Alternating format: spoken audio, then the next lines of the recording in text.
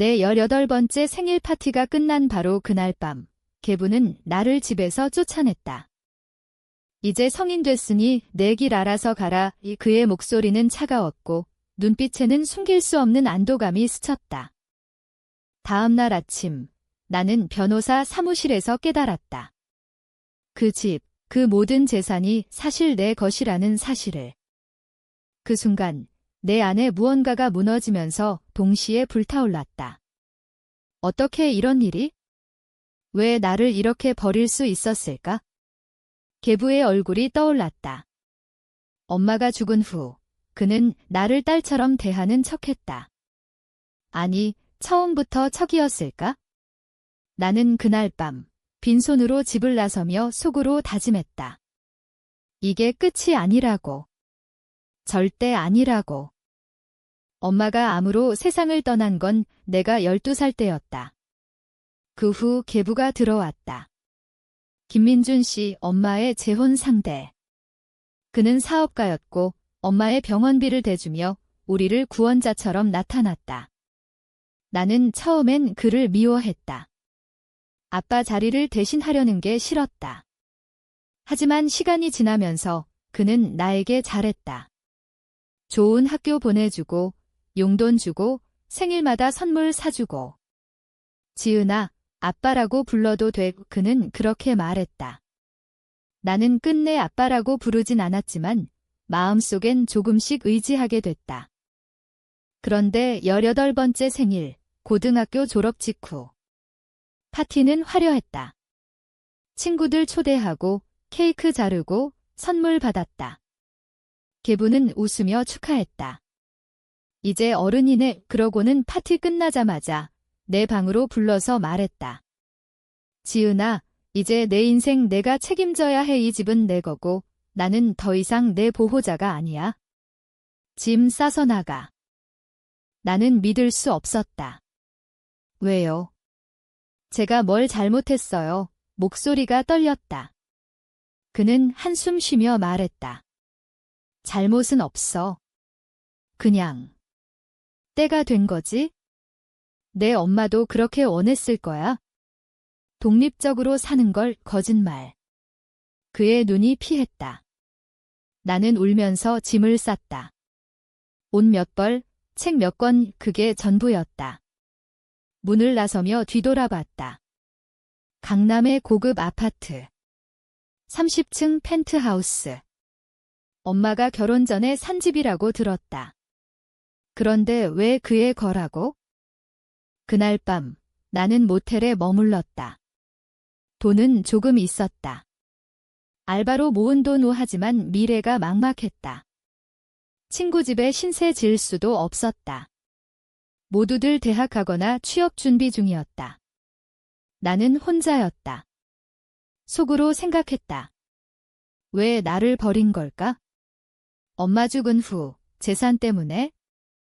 아니, 그럴 리 없어. 그는 부자였으니까. 다음 날 우연히 변호사 사무실에 갔다. 엄마의 유산 관련 서류를 확인하려고. 엄마가 죽기 전에 변호사에게 맡긴 게 있다고 들었으니까. 변호사 아저씨는 서류를 꺼내며 말했다. 지은 씨, 이건 내 명의로 된 거야? 이 아파트, 그리고 주식 일부. 내 엄마가 재혼 전에 내 앞으로 증여한 거지? 세금 피하려고. 나는 얼어붙었다. 그럼 그 집이 제 거예요. 변호사는 고개를 끄덕였다. 맞아. 김민준 씨는 관리인일 뿐이야. 내가 미성년자라서 그동안 그가 관리했지만 이제 18살 됐으니 내가 소유권 행사할 수 있어. 세상이 무너지는 소리가 들렸다. 계부가 알았을까? 아니, 알았을 거야. 그래서 나를 쫓아낸 거야? 성인 되자마자 내가 권리 주장하기 전에. 그는 나를 속인 거다. 엄마의 재산을 자기 것으로 만들려고. 결혼 후 엄마 병원비 대준 척하면서 사실은 그 집을 노린 거였어. 분노가 치밀었다. 가슴이 터질 것 같았다. 어떻게 그럴 수 있어? 나는 그의 딸처럼 살았는데 그는 나를 이용한 거야? 엄마 죽은 후 나를 방패로 삼아 재산을 지키려 했으면서 이제 필요 없으니까 버린 거야? 나는 사무실을 나서며 결심했다. 돌려받을 거야. 모든 걸 공평하게, 아니, 그 이상으로 갚아줄 거야. 그는 나를 집에서 쫓아냈지만 이제 내가 그를 쫓아낼 차례다. 그날부터 계획이 시작됐다. 먼저 서류를 확보했다. 소유권 증명. 변호사는 도와주겠다고 했다. 이건 명백한 사기야. 김민준 씨가 내 엄마 속이고 재산 노린 거로 보이네. 나는 집으로 돌아가지 않았다. 아직 때가 아니었다. 모텔에서 지내며 그의 과거를 조사했다. 인터넷으로 지인들에게 물어보며. 그는 사업 실패한 적 많았다. 엄마 만나기 전 빚더미였다. 엄마의 재산으로 일어선 거야? 속으로 중얼거렸다. 너는 나를 버렸어. 이제 내가 너를 파괴할게. 후회하게 만들 거야. 평생. 분노는 밤새 타올랐다. 잠이 오지 않았다. 모텔 천장을 보며 계부의 얼굴을 떠올렸다. 그 미소 뒤에 숨겨진 탐욕. 엄마가 죽기 직전 그가 병원에서 속삭이던 말, 여보, 걱정 마, 지은이 잘 키울게, 거짓. 전부 거짓. 나는 일어났다. 변호사에게 전화했다. 소송 준비해주세요. 집 돌려받고 그동안 관리 명목으로 쓴 돈도 청구할게요. 변호사는 조심스럽게 말했다. 증거가 충분해. 하지만 시간이 걸릴 수 있어? 김민준 씨가 항변할 거야. 항변. 웃음이 나왔다. 무슨 항변? 그는 증여 사실 알았을 텐데. 아니, 알았으니까 나를 쫓아낸 거잖아. 서둘러 권리 주장하기 전에. 나는 그의 회사로 갔다. 강남 오피스텔의 작은 사무실. 부동산 중개업. 엄마 재산으로 시작한 사업. 문을 열자 그가 놀란 얼굴로 나를 봤다. 지은아. 어떻게 여기? 나는 서류를 탁자에 던졌다. 이게 뭐예요? 그는 서류를 보더니 얼굴이 하얘졌다. 이건 오해야. 오해. 집이 내 거라는 오해. 목소리가 높아졌다. 그는 주위를 둘러보며 문을 닫았다. 조용히 해 앉아봐. 앉았다.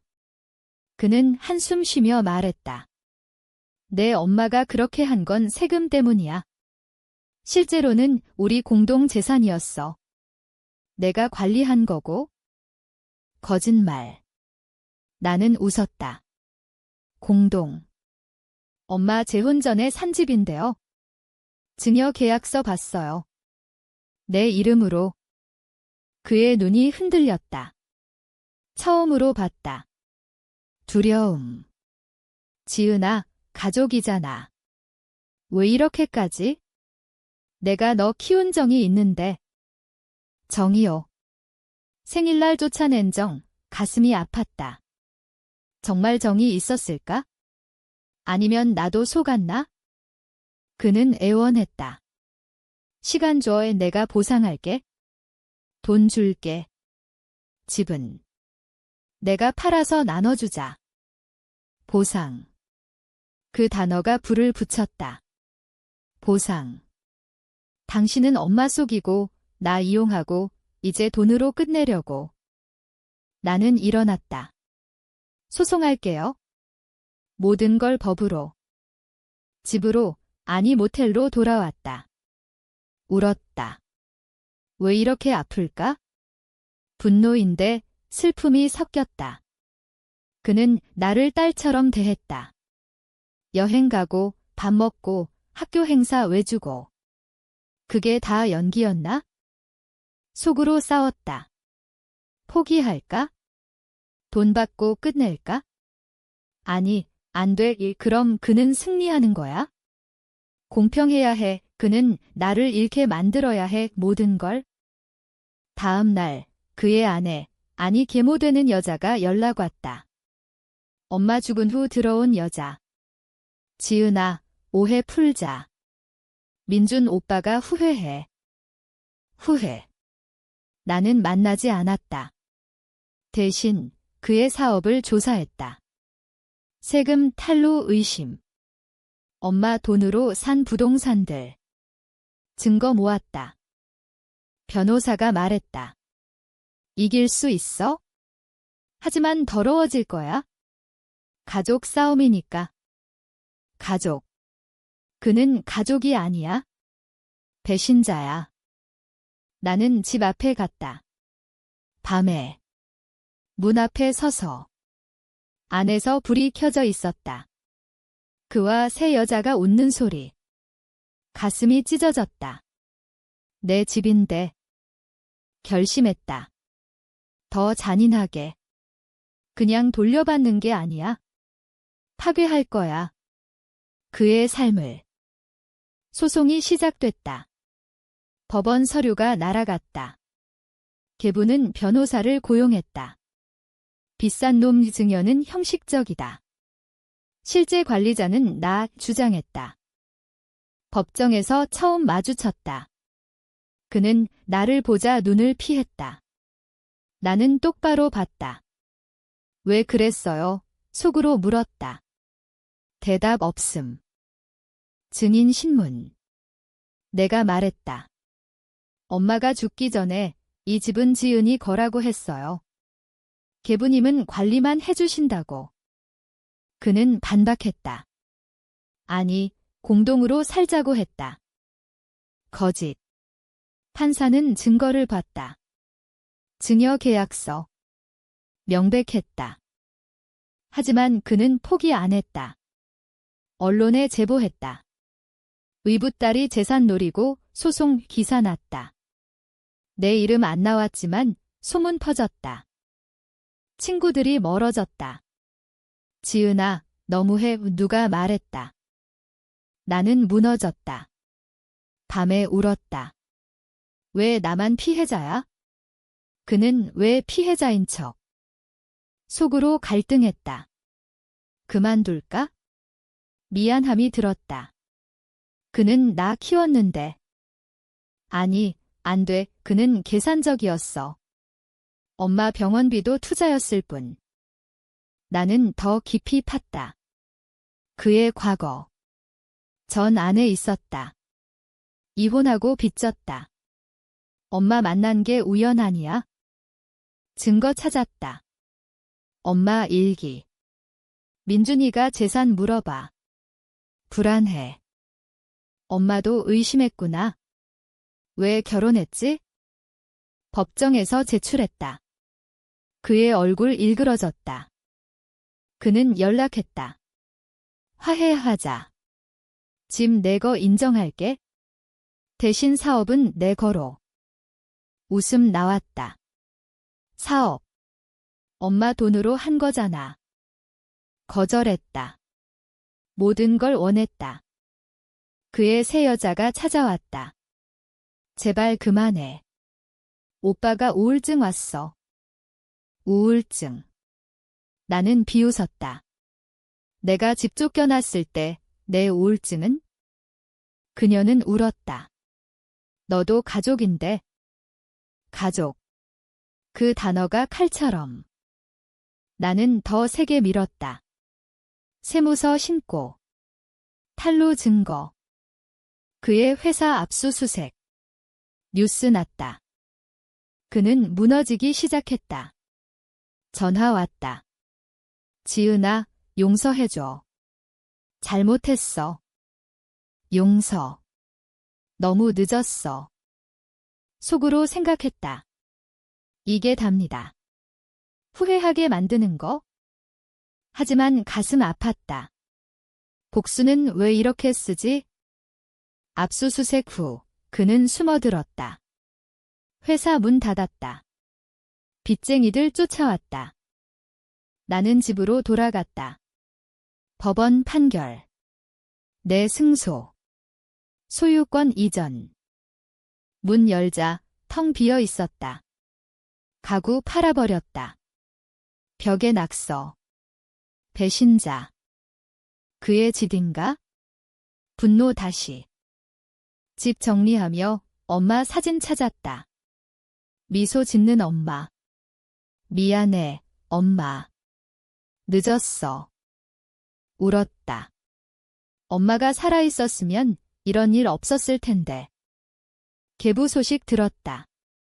여자와 헤어졌다. 술 먹고 다녔다. 나는 찾아갔다. 술집. 그는 취해 있었다. 나보자 울었다. 지은아. 아빠 잘못했어. 아빠. 그 말에 가슴 무너졌다. 처음 불렀다. 왜 그랬어요? 물었다. 그는 고백했다. 빚 때문에. 내 엄마 재산 노렸어. 미안해. 진심인가?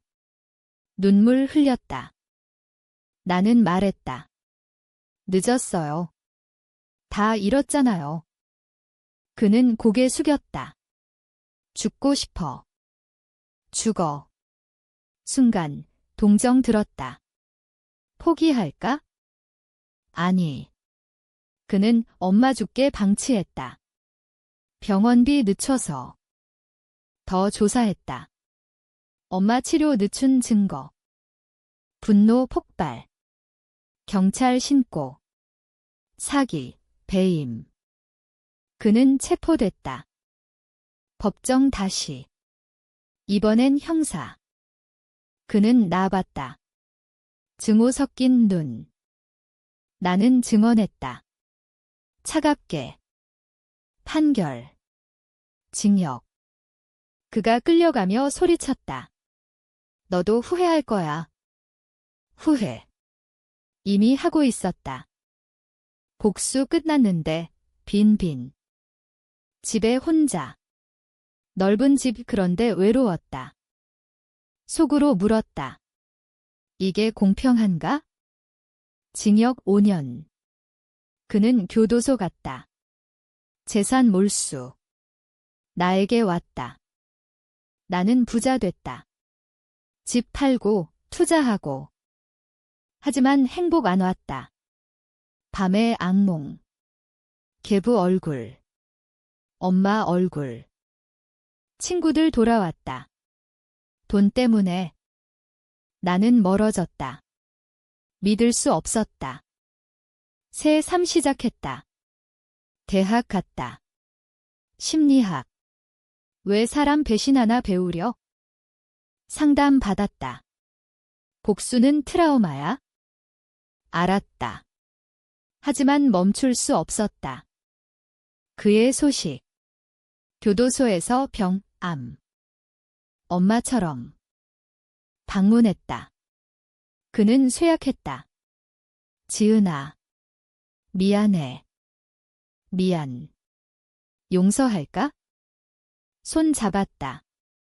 떨렸다. 왜 엄마 치료 늦췄어요?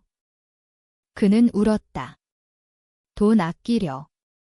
잘못했어. 확인됐다. 고의. 용서 못했다. 영원히 후회하세요? 나왔다. 비 바깥. 가슴 무거웠다. 복수 완성됐는데 왜 승리감 없지? 집에 와서. 엄마 사진 앞, 엄마, 내가 잘못했나? 대답 없음. 속으로 갈등? 끝낼까? 아니, 이미 끝났어. 그가 죽었다. 소식 들었다. 장례식 갔다. 혼자. 무덤 앞 이제 끝이에요. 하지만 끝나지 않았다. 내 안의 증오. 나는 변했다. 차가워졌다. 사람 만났다. 사랑. 믿지 못했다. 혼자 사는 게 편했다. 복수는 달콤하지 않았다. 쓰디썼다. 시간 흘렀다. 10년 후, 나는 성공했다. 회사 차렸다. 부동산. 하지만 밤마다 생각했다. 그 선택. 만약 용서했으면? 아니, 못했어. 그는 엄마 죽인 거나 마찬가지. 그의 무덤 방문했다. 꽃 놓았다. 이제 잊을게요. 거짓. 잊을 수 없었다. 새 사람 만났다. 진심인 듯. 그에게 말했다. 과거. 그는 안아줬다. 넌 피해자야. 처음으로 울었다. 제대로. 치유 시작됐다. 복수는 끝났지만 상처는 남았다. 나는 살았다. 더 강해져서. 하지만 속으로는 알았다. 그날 생일 모든 게 변했다. 계부는 나를 쫓아냈지만 나는 나를 찾았다. 쓰디쓴 방식으로. 이게 내 이야기. 배신과 복수. 공평. 모르겠어. 하지만 후회 안 해. 아니, 조금 해. 인간이니까.